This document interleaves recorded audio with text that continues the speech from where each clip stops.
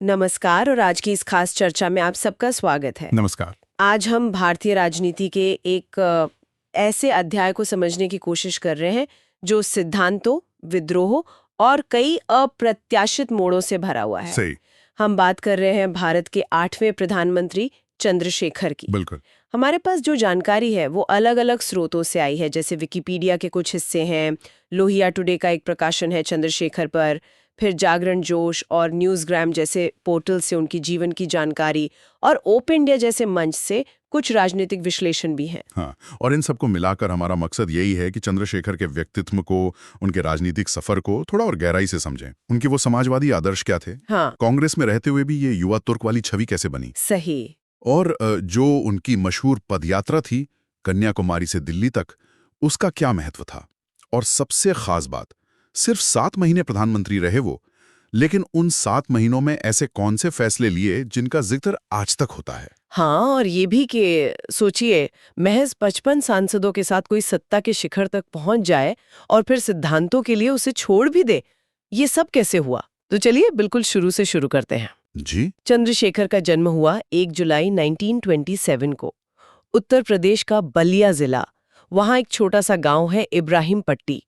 एक सामान्य किसान परिवार था। पिता सदानंद सिंह, उनके पास कोई बहुत ज्यादा जमीन नहीं थी, शायद कोई 10-12 एकड़ के आसपास। पृष्ठभूमि तो काफी सामान्य थी, लेकिन उनकी जो शिक्षा और विचारों की उड़ान थी वो असाधारण थी। इलाहाबाद विश्वविद्यालय से राजनीति शास्त्र में एमए किया। अच्छा। फिर काशी हिंदू विश्वविद्यालय में रिसर्च स्कॉलर भी रहे। और दिलचस्प बात यह है कि उनके गुरु थे जाने माने समाजवादी विचारक प्रोफेसर मुकुट बिहारी लाल। ओहो। तो छात्र जीवन से ही समाजवादी आंदोलन की तरफ उनका झुकाव रहा। आचार्य नरेंद्र देव, डॉक्टर राम मनोहर लोहिया जैसे बड़े नेताओं का उन पे गहरा असर पड़ा। यहीं से कह सकते हैं उनके विचारों की मजबूत नींव पड़ी। उनकी शुरुआती दिनों के संघर्ष और ईमानदारी का एक किस्सा भी है जो अक्सर सुनाया जाता है। हाँ। कि एक बार उन्हें मोदी नगर में पार्टी की रैली में जाना था, लेकिन जेब में किराया नहीं था। तो लखनऊ चारबाग स्टेशन पर बुकिंग क्लर्क से थोड़ी जान पहचान थी, उसी का वास्ता देकर उधारी पर टिकट ले लिया। अच्छा। और बाद में पैसे लौटा दिए। ये छोटी सी घटना है, पर उनके चरित्र के बारे में बहुत कुछ बताती है कि साधन नहीं थे, पर अपने लक्ष्य के लिए प्रतिबद्धता थी। सही कहा। और उनका जो व्यवस्थित राजनीतिक जीवन शुरू हुआ वो 1951 में, जब वो बलिया में जिला प्रजा सोशलिस्ट पार्टी यानी पीएसपी के सचिव बने।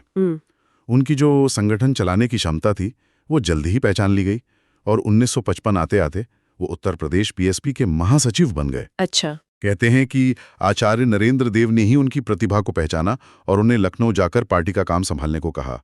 और वहां भी कोई आसान नहीं था सब कुछ। लखनऊ में पार्टी दफ्तर के नाम पर बस एक कमरा था जिसमें कोई खास सुविधा नहीं थी। वही उनका ठिकाना था, ऑफिस भी, घर भी। फिर एक बड़ा मोड़ आया उनके जीवन में 1964-65 के आसपास, जब वो अशोक मेहता के नेतृत्व वाले समाजवादियों के ग्रुप के साथ कांग्रेस में शामिल हो गए। हाँ, ये एक बड़ा कदम था। हालांकि उनकी संसदीय यात्रा तो इससे पहले ही 1962 में शुरू हो गई थी, जब वो उत्तर प्रदेश से निर्दलीय उम्मीदवार के तौर पर राज्यसभा के लिए चुने गए थे। अच्छा, निर्दलीय। हाँ, फिर जब वो कांग्रेस में आए तो जाहिर है उनका कद और बढ़ा। 1967 में वो कांग्रेस संसदीय दल सीपीपी के महासचिव बन गए, और 1968 में कांग्रेस के टिकट पर फिर से राज्यसभा पहुंचे। और यहीं से उनकी वो युवा तुर्क वाली पहचान बनने लगी है ना? बिल्कुल।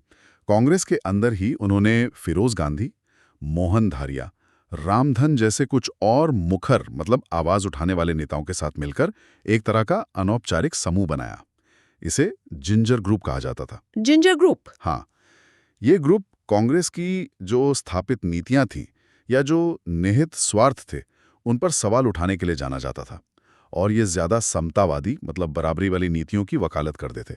चंद्रशेखर अपने बेबाक अंदाज और हिम्मत के लिए पहचाने जाने लगे। और ये हिम्मत उन्होंने सिर्फ पार्टी के अंदर ही नहीं दिखाई, बल्कि सीधे उस वक्त की प्रधानमंत्री इंदिरा गांधी के सामने भी दिखाई। हाँ, ये बहुत बड़ी बात थी। कांग्रेस में रहते हुए भी वो उनकी नीतियों की, खासकर जैसे बड़े औद्योगिक घरानों को जो सरकारी संरक्षण मिलता था, उसकी तीखी आलोचना करने से बिल्कुल नहीं हिचकाते थे। इसका एक बहुत बड़ा उदाहरण शिमला AICC यानी ऑल इंडिया कांग्रेस कमेटी के सम्मेलन में देखने को मिला। वहां इंदिरा गांधी नहीं चाहती थीं, फिर भी वो कांग्रेस वर्किंग कमेटी CWC का चुनाव भारी बहुमत से जीत गए। अरे वाह! ये दिखाता है कि पार्टी के अंदर भी उनका अपना एक स्वतंत्र आधार था, उनका सम्मान था। हाँ, और दिलचस्प बात यह है कि शुरुआत में उन्होंने इंदिरा गांधी के कई प्रगतिशील लगने वाले कदमों का समर्थन भी किया था, जैसे वो 10 सूत्री आर्थिक कार्यक्रम था, प्रिवी पर्स खत्म करना, बैंकों का राष्ट्रीयकरण। हाँ, इन सब का उन्होंने समर्थन किया। लेकिन धीरे धीरे नीतियों को लागू करने के तरीके और उनकी दिशा को लेकर मतभेद गहरे होते चले हैं। और इसी दौर में 1969 में उन्होंने दिल्ली से एक साप्ताहिक पत्रिका यंग इंडियन उसका प्रकाशन और संपादन शुरू किया। Young Indian. हाँ, ये उनके स्वतंत्र और आलोचनात्मक विचारों का एक बहुत महत्वपूर्ण मंच बन गया।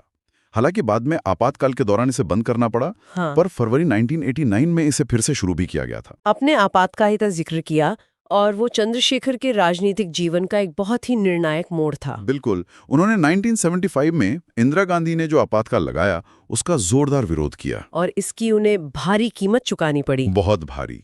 सोचिए, वो कांग्रेस वर्किंग कमेटी के सदस्य थे, पार्टी की सर्वोच्च संस्था के। फिर भी उन्हें मीसा यानी maintenance of internal security act के तहत गिरफ्तार कर लिया गया। मीसा तो बड़ा कुख्यात कानून था। हाँ, वो कानून जो सरकार को बिना मुकदमा चलाए किसी को भी हिरासत में रखने की ताकत देता था। उन्हें पटियाला जेल में रखा गया, और वो भी एकांत कारावास में, मतलब बिल्कुल अकेले। उनके बेटे हैं पंकज शेखर सिंह। उन्होंने उस दौर को याद करते हुए लिखा है कि कैसे घर पर नेताओं की जो भीड़ लगी रहती थी वो अचानक गायब हो गई। एक डर का माहौल बन गया था। लेकिन जब वो अपने पिता से जेल में मिलने गए तो चंद्रशेखर वहां भी वैसे ही थे, हंसमुख, मजाक कर रहे थे। ये उनके अंदर की हिम्मत को दिखाता है। जेल से जब वो रिहा हुए तब भी अपने सिद्धांतों पर टिके रहे। जानकारी के मुताबिक उन्हें इंदिरा कांग्रेस के टिकट पर चुनाव लड़ने का ऑफर दिया गया था। अच्छा। लेकिन उन्होंने साफ मना कर दिया। और इसके बाद 1977 में जब जनता पार्टी बनी तो उसके गठन में उनकी सक्रिय भूमिका रही, और वो उसके अध्यक्ष भी बने। उन्हें पूरा विश्वास था कि लोकनायक जयप्रकाश नारायण के नेतृत्व में विपक्ष जीतेगा। और यहाँ उनके चरित्र का एक और पहलू दिखता है, त्याग और दोस्ती। जब 1977 में जनता पार्टी की सरकार बनी तो उन्हें कैबिनेट मंत्री का पद ऑफर किया गया, लेकिन उन्होंने लेने से इनकार कर दिया। क्यों? ताकि उनके पुराने साथी जो युवा तुर्क वाले ग्रुप के थे, मोहन धारिया, उन्हें मंत्री बनाया जा सके। ये राजनीति में बहुत कम देखने को मिलता है, ऐसी निष्ठा। सही बात है। और इंदिरा गांधी से उनके रिश्तों का एक और पहलू भी बड़ा दिलचस्प है। इतनी कड़वाहट, इतनी आलोचना, आपातकाल में जेल भेजा गया। हाँ। लेकिन जब 1977 में इंदिरा गांधी चुनाव हार गईं और मोरारजी देसाई की सरकार उन्हें दिल्ली में सही ढंग का सरकारी आवाज देने में आनाकानी कर रही थी, तो चंद्रशेखर ने सार्वजनिक तौर पर इसका विरोध किया। अच्छा, ये बड़ी बात है। इतना ही नहीं, जब उस वक्त के गृह मंत्री चौधरी चरण सिंह इंदिरा गांधी को गिरफ्तार करना चाहते थे, तब भी चंद्रशेखर ने इसका विरोध किया। उन्होंने कहा, वो हमारी राजनीतिक विरोधी हैं, देश की दुश्मन नहीं। ये दिखाता है कि राजनीतिक मतभेद अपनी जगह थे, लेकिन एक मानवीय गरिमा बनाए रखने का उनका अपना तरीका था। निश्चित रूप से। इसके बाद उनके जीवन का एक और बहुत बड़ा और ऐतिहासिक अध्याय शुरू हुआ। वो थी भारत यात्रा। हाँ, पदयात्रा। पदयात्रा 6 जनवरी 1983 को उन्होंने कन्याकुमारी से इसे शुरू किया, और ये खत्म हुई 25 जून 1983 को दिल्ली के राजघाट पर। लगभग 6.5 महीने। हाँ। और करीब 4300 किलोमीटर की दूरी पैदल तय की। 6.5 महीने, 4300 किलोमीटर पैदल। इसका मकसद क्या था? क्या ये सिर्फ एक राजनीतिक स्टंट था, या इसके पीछे कोई गहरा विचार था? नहीं, इसके पीछे बहुत गहरे मकसद थे। पहला तो ये कि बिल्कुल सीधे तौर पर ग्रामीण भारत की नब्ज को टटोलना, लोगों की समस्याएं क्या हैं उनको समझना। और उन्होंने पाया कि चाहे वो दक्षिण भारत हो या उत्तर भारत, आम आदमी की जो बुनियादी समस्याएं हैं, गरीबी, बेरोजगारी, पीने का पानी, स्वास्थ्य, वो लगभग एक जैसी ही थी। दूसरा, इस देश की जो विविधता है उसके बीच जो एक अंतर्निहित एकता है, उसको खुद महसूस करना। और तीसरा, जो शायद सबसे महत्वपूर्ण था, जनता से सीधा संवाद करना, उन्हें जगाना और एक वैकल्पिक राजनीति की उम्मीद देना। इस यात्रा के दौरान उन्होंने किन खास मुद्दों पर फोकस किया? मुख्य तौर पर 5 मुद्दे थे जो उनके केंद्र में रहे। 1, सभी बच्चों के लिए मुफ्त और अनिवार्य शिक्षा। ठीक। 2, हर नागरिक के लिए साफ पीने का पानी। ठीक। 3, गर्भवती माताओं और बच्चों के लिए पोषण। ठीक। 4, देश में सांप्रदायिक सद्भाव। और 5, अनुसूचित जातियों और जनजातियों के लोगों के लिए सामाजिक सम्मान और बराबरी। इस यात्रा ने पूरे देश में एक जबरदस्त माहौल बनाया, लोगों में एक नई उम्मीद जगाई। सुना इस यात्रा से कुछ पैसा भी इकट्ठा हुआ था, उसका क्या हुआ? हाँ, इस यात्रा के दौरान लोगों ने जो सहयोग दिया, उससे देश के अलग-अलग हिस्सों में केरल, तमिलनाडु, कर्नाटक, महाराष्ट्र, मध्य प्रदेश, गुजरात, उत्तर प्रदेश, हरियाणा, कई राज्यों में लगभग 15 भारत यात्रा केंद्र स्थापित किए गए। भारत यात्रा केंद्र? हाँ, इन केंद्रों का मकसद था कि सामाजिक और राजनीतिक कार्यकर्ताओं को जमीनी स्तर पर काम करने के लिए ट्रेनिंग दी जाए, उन्हें देश की समस्याओं की गहरी समझ दी जाए। लेकिन इसी भारत यात्रा से जुड़ा एक विवाद भी है, भौंडसी आश्रम वाला, वो अक्सर सामने आता है। वो क्या मामला था? हाँ, ये एक कह सकते हैं थोड़ा जटिल पहलू है। 1983 में हरियाणा के गुड़गांव जिले में भौंडसी गांव है। वहां भारत यात्रा ट्रस्ट के तहत एक आश्रम बनाने के लिए करीब 600 एकड़ पंचायत की जमीन ली गई। 600 एकड़ पंचायत की जमीन? हाँ, विवाद तब गहराया जब चंद्रा स्वामी जैसे विवादास्पद धर्मगुरु और अदनान खशोगी जैसे अंतर्राष्ट्रीय हथियार डीलर सऊदी अरब के थे, वहां आने जाने लगे। ओहो। तो आश्रम की गतिविधियों पर सवाल उठने लगे। फिर बाद में ओम प्रकाश चौटाला की जब हरियाणा सरकार थी, उसके साथ जमीन के मालिकाना हक को लेकर एक लंबा कानूनी विवाद चला। मामला सुप्रीम कोर्ट तक गया। अच्छा। और अदालत ने ज्यादातर जमीन पंचायत को लौटाने का आदेश दिया। चंद्रशेखर जी की मृत्यु के बाद भी इस ट्रस्ट के नियंत्रण को लेकर कानूनी लड़ाई जारी रहने की खबरें आई हैं। तो ये विवाद, हाँ, उनकी विरासत का एक पेचीदा हिस्सा जरूर है। चलिए अब उनके राजनीतिक जीवन के शिखर पे आते हैं, जब वो प्रधानमंत्री बने। नवंबर 1990 का समय था। स्थितियां ऐसी बनी कि वीपी सिंह की सरकार गिर गई। क्यों गिरी? क्योंकि राम मंदिर मुद्दे पर भाजपा ने समर्थन वापस ले लिया था। हाँ, आडवाणी जी की रथ यात्रा रोकी गई थी। बिल्कुल। ऐसे माहौल में चंद्रशेखर ने कांग्रेस के बाहरी समर्थन से सरकार बनाने का दावा पेश कर दिया, और उनके पास अपने सिर्फ सोचिए 55 से 60 सांसद ही थे। ये भारतीय राजनीति का एक बहुत ही अस्थिर, बहुत उथल-पुथल वाला दौर था। मंडल आयोग की सिफारिशें लागू होने के बाद देश भर में हिंसक प्रदर्शन हो रहे थे। हाँ, बहुत तनाव था। कई शहरों में कर्फ्यू लगा हुआ था। युवाओं में भारी निराशा थी, आत्महत्या की घटनाएं बढ़ रही थीं। चंद्रशेखर सरकार की जो पहली बड़ी उपलब्धि मानी जाती है, वो थी देश में शांति और स्थिरता को वापस लाना। मंडल की जो आग थी वो धीरे धीरे शांत हुई, शहरों से कर्फ्यू हटे, युवाओं को गुस्सा कुछ थमा। और राम मंदिर मुद्दा, वो तो उस समय राजनीति के बिल्कुल केंद्र में था। हाँ, वो एक और बहुत बड़ी चुनौती थी। चंद्रशेखर ने इस बेहद जटिल मुद्दे का हल निकालने के लिए गंभीर कोशिश की। उन्होंने विश्व हिंदू परिषद यानी वीएचपी और ऑल इंडिया बाबरी मस्जिद एक्शन कमेटी यानी AIBMAC, इन दोनों के बीच पर्दे के पीछे बातचीत शुरू करवाई। अच्छा, बातचीत शुरू करवाई उन्होंने? हाँ, और इसमें शरद पवार और भैरू सिंह शेखावत जैसे नेताओं ने मध्यस्थ की भूमिका निभाई। कुछ स्रोत, जैसे ओप इंडिया के लेख में जॉन W. मैथ्यूज की किताब का हवाला दिया गया है, वो ये विश्लेषण करते हैं कि बातचीत समाधान के काफी करीब पहुंच गई थी। लेकिन शायद कांग्रेस को ये डर लगा कि अगर समाधान हो गया तो इसका पूरा श्रेय चंद्रशेखर को मिल जाएगा, तो उन्होंने सरकार गिराने का फैसला कर लिया और वो समाधान होते होते रह गया। हालांकि ये एक विश्लेषण है और इसके पीछे के असली कारण शायद और भी जटिल हों। और आर्थिक मोर्चे पर उस वक्त तो हालत बहुत खराब थी। देश भयंकर विदेशी मुद्रा संकट से जूझ रहा था, जिसे हम भुगतान संकट या बैलेंस ऑफ पेमेंट्स क्राइसिस कहते हैं। बिल्कुल, हालत बहुत नाजुक थी और यहीं पर चंद्रशेखर ने एक बेहद साहसिक और उस समय तो बहुत ही ज्यादा विवादास्पद फैसला लिया। भारत का सोना बैंक ऑफ इंग्लैंड और यूनियन बैंक ऑफ स्विट्जरलैंड के पास गिरवी रखकर विदेशी मुद्रा जुटाना। सोना गिरवी रखना? हाँ, ये फैसला लेना आसान नहीं था। इसे राष्ट्रीय स्वाभिमान पर चोट की तरह देखा गया। देश की खस्ता आर्थिक हालत का ये एक तरह से सार्वजनिक प्रदर्शन था, लेकिन शायद उस वक्त देश को दिवालिया होने से बचाने के लिए ये जरूरी कदम था। और ये फैसला चंद्रशेखर का था। हाँ, ये जरूर है कि बाद में जो PV नरसिम्हा राव और मनमोहन सिंह की सरकार आई, उसने इसी पृष्ठभूमि में बड़े आर्थिक सुधारों की नींव रखी। विदेश नीति के लिहाज से उनका ये छोटा सा कार्यकाल कैसा रहा? उन्होंने भारत की जो स्वतंत्र विदेश नीति की परंपरा थी, उसे बनाए रखने की कोशिश की। माले में सार्क शिखर सम्मेलन हुआ, वहां उनकी मुलाकात पाकिस्तान के उस वक्त के प्रधानमंत्री नवाज शरीफ से हुई। उन्होंने शरीफ को बड़े भाई कहकर संबोधित किया, जिस पर कुछ विवाद भी हुआ। लेकिन साथ ही उन्होंने कश्मीर पर दो टूक बात भी की। इराक के सद्दाम हुसैन और फिलिस्तीन के मुद्दे पर उन्होंने भारत का जो पारंपरिक स्टैंड था, उसे जारी रखा। अच्छा। एक और महत्वपूर्ण बात, उन्होंने भारत का जो पारंपरिक स्टैंड था, उसे जारी रखा। एक और महत्वपूर्ण बात, उन्होंने भारत का जो पारंपरिक स्टैंड था, उसे जारी रखा। अच्छा। एक और महत्वपूर्ण बात, उन्होंने भारत का जो पारंपरिक स्टैंड था, उसे जारी रखा। घटना हुई खाड़ी युद्ध 1991 के दौरान।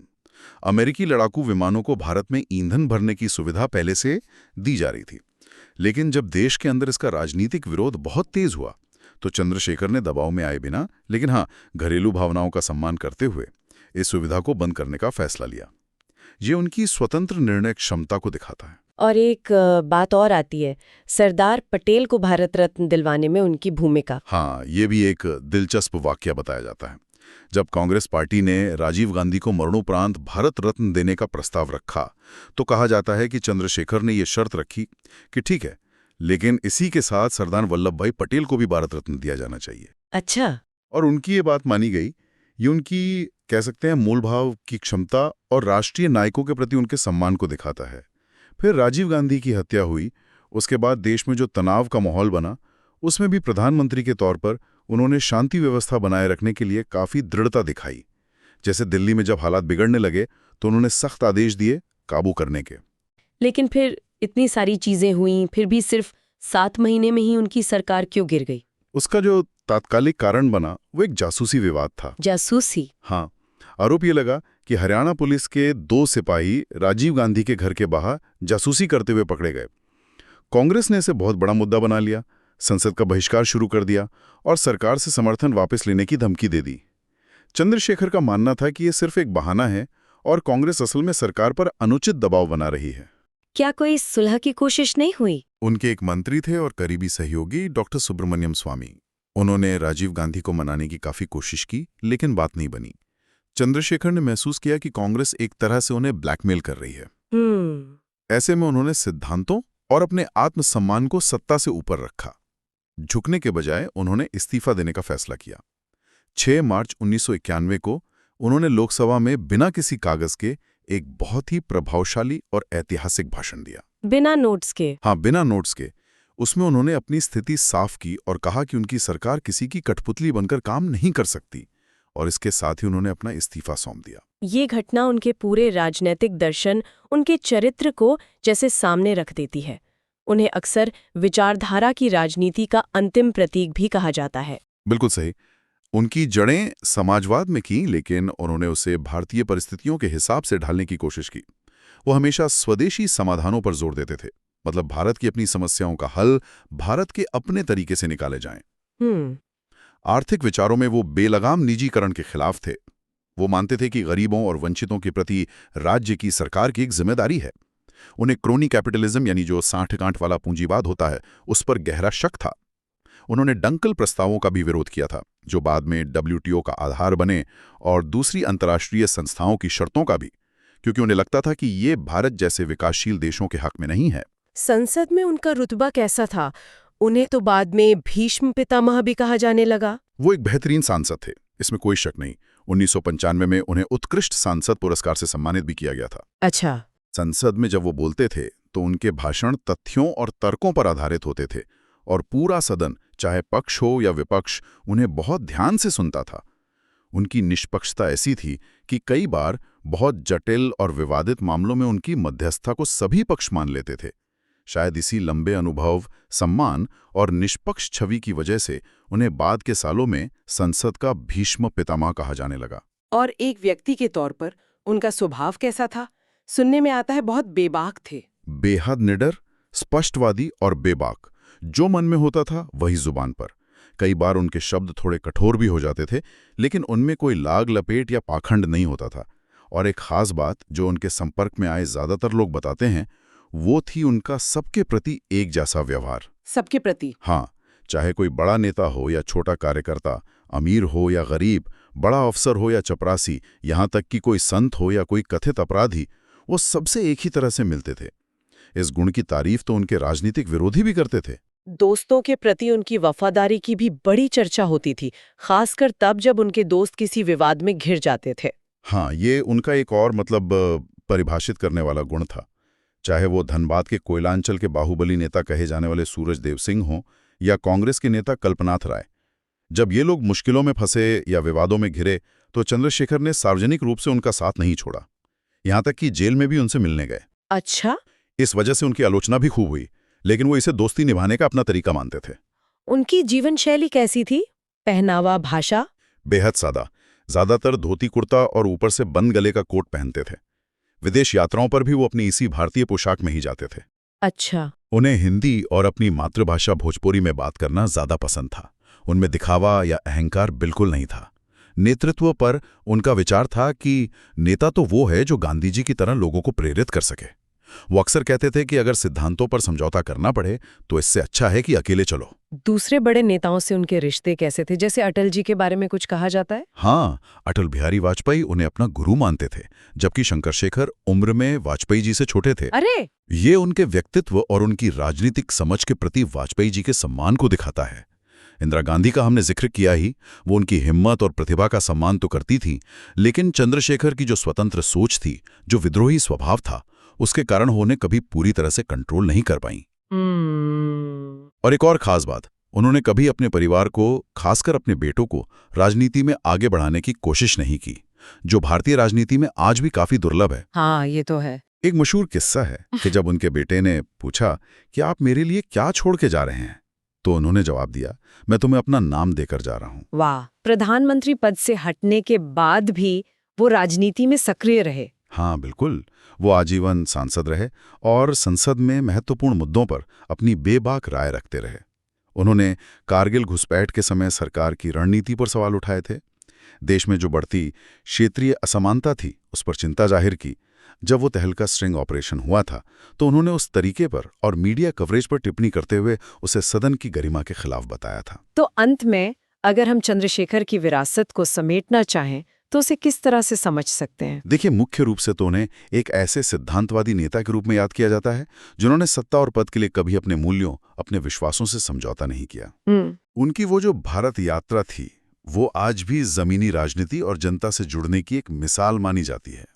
उनका साहस, उनकी स्पष्टवादिता, उनकी सादगी, ये सब उनकी पहचान बन गए। लेकिन जैसा हमने बात की, भौंडसी आश्रम जैसे विवाद भी उनकी विरासत का हिस्सा हैं, जो शायद ये दिखाते हैं कि आदर्शवाद और यथार्थ के बीच संतुलन साधना कितना मुश्किल हो सकता है। सचमुच, चंद्रशेखर एक बहुत ही जटिल और कई परतों वाले नेता थे। एक समाजवादी आदर्शवादी, कांग्रेस के अंदर एक विद्रोही युवा तुर्क, सिर्फ 7 महीने के प्रधानमंत्री, लेकिन बड़े और दूरगामी असर वाले फैसले लेने वाले, और आखिरकार भारतीय राजनीति के एक सम्मानित भीष्म पितामह। उनकी कहानी हमें राजनीति में सिद्धांत, साहस, जमीन से जुड़ाव और संकट के समय नेतृत्व क्षमता जैसे कई अहम सवालों पर सोचने को मजबूर करती है। बिल्कुल, और ये सवाल हम श्रोताओं के मन में भी छोड़ जाते हैं। सोचिए, क्या होता अगर भारतीय राजनीति में ज्यादा नेता सत्ता गंवाने की कीमत पर भी चंद्रशेखर की तरह अपने दृढ़ विश्वासों को पहली प्राथमिकता देते? क्या उनका वो जो अड़िग आदर्शवाद था, वही आज की इस तथाकथित व्यवहारिक राजनीति में उनकी सीमा बन गया? या फिर क्या आज के दौर में हमें चंद्रशेखर जैसे नेताओं की ज्यादा जरूरत है, जो व्यक्तिगत या दलगत हितों से ऊपर उठकर देश हित में कड़े और भले ही अलोकप्रिय फैसले लेने का साहस दिखा सकें? ये यकीनन सोचने वाली बात है, और इसी विचार के साथ आज की ये गहरी पड़ताल यहीं समाप्त करते हैं। हमारे साथ जुड़ने के लिए बहुत बहुत धन्यवाद। धन्यवाद।